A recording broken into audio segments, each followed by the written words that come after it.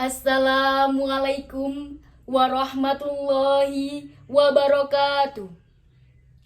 Hamdan wa syukronillah. Salatan wa salaman li rasulillah la nabiyya ba'da amma ba'du. Hadratal muhtaramin, para alim ulama yang terhormat, Rektor Universitas Islam Negeri Maulana Malik Ibrahim Malang, Profesor Dr. Haji Muhammad Zainuddin MA, yang kami hormati, Dewan Juri, Dewan Hakim, serta para dai-daiyah yang dirahmati oleh Allah. Berdirinya saya di sini sedikit berpidato dengan tema produktivitas Al-Quran dalam menghadapi perkembangan zaman. Ma'asyiral muslimin rahimakumullah.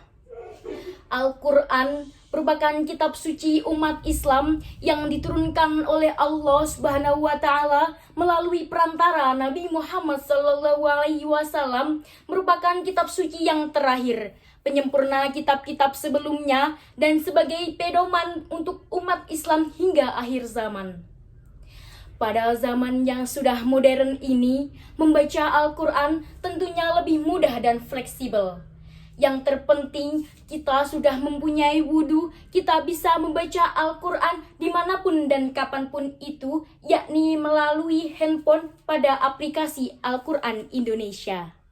Tetapi nyatanya, handphone pada zaman sekarang tidak digunakan pada hal-hal yang positif, melainkan digunakan pada hal-hal yang negatif, seperti chattingan pada lawan jenis, bahkan yang lebih parahnya lagi, menonton pada hal-hal yang tidak senonoh.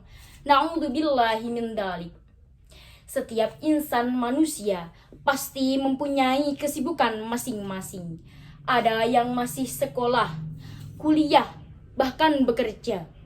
Tetapi tidak menutup kemungkinan bagi mereka yang memiliki kesibukan untuk tidak menjalankan kewajibannya seperti sholat dan membaca Al-Quran. Nyatanya, orang zaman sekarang masih saja mengejar hal-hal duniawinya tanpa melibatkan akhiratnya.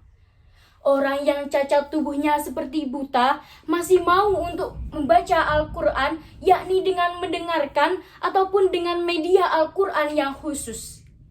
Kita yang sempurna tubuh dan akhlaknya saja masih bermalas-malasan untuk membaca Al-Quran. Astaghfirullahaladzim. Allah Subhanahu wa taala berfirman di dalam surah Al-Ahzab ayat 34 yang menjelaskan tentang anjuran untuk membaca Al-Quran yang berbunyi, A'udzu billahi minasyaitonir rajim. Bismillahirrahmanirrahim. Wadhkurna ma yutla fi buyutikunna min ayatillahi wal hikmah. Innallaha kana latifan khabira. Yang artinya, dan ingatlah apa yang dibacakan di rumahmu dari ayat-ayat Allah dan sunnah hikmah nabimu. Sesungguhnya Allah maha lembut lagi maha mengetahui. Ma'asyiral muslimin rahimakumullah. Maka dari itu, marilah kita membaca Al-Quran. Entah itu one day one juz, satu lembar sebelum melaksanakan sholat, ataupun satu ayat dalam satu hari, itu pun tidak apa-apa.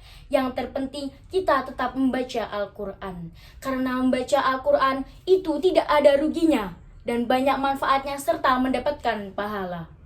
Syekhul Muhyiddin Abu Zakaria Yahya bin Manan Asyaraf dalam kitabnya Riyadhus Shalihin menuliskan bab khusus tentang anjuran untuk membaca Al-Quran, yang salah satunya yakni membaca Al-Quran akan menjadi syafaat atau penolong di hari kiamat bagi para pembacanya. Seperti dalam hadis riwayat Muslim yang berbunyi, An Abi Amamah radhiyallahu anhu qala, sami'tu Rasulullah sallallahu alaihi wasallam yaqulu, Iqra'ul Qur'an fa innahu ya'ti yaumal qiyamati syafi'an li ashabihi. Yang artinya, dari Abu Amamah radhiyallahu anhu berkata, aku mendengar Nabi Muhammad sallallahu alaihi wasallam bersabda, bacalah Al-Quran, ia akan menjadi penolong di hari kiamat bagi para pembacanya. Hadis riwayat Muslim.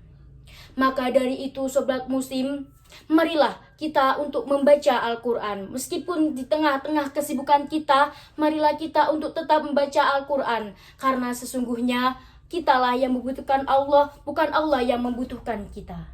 Sekian dari saya, kurang dan lebihnya mohon maaf. Santen partani kelopo, cekap semanten atur kaula. Wallahumma fiqillah aqwamit thoriq. Wassalamualaikum warahmatullahi wabarakatuh.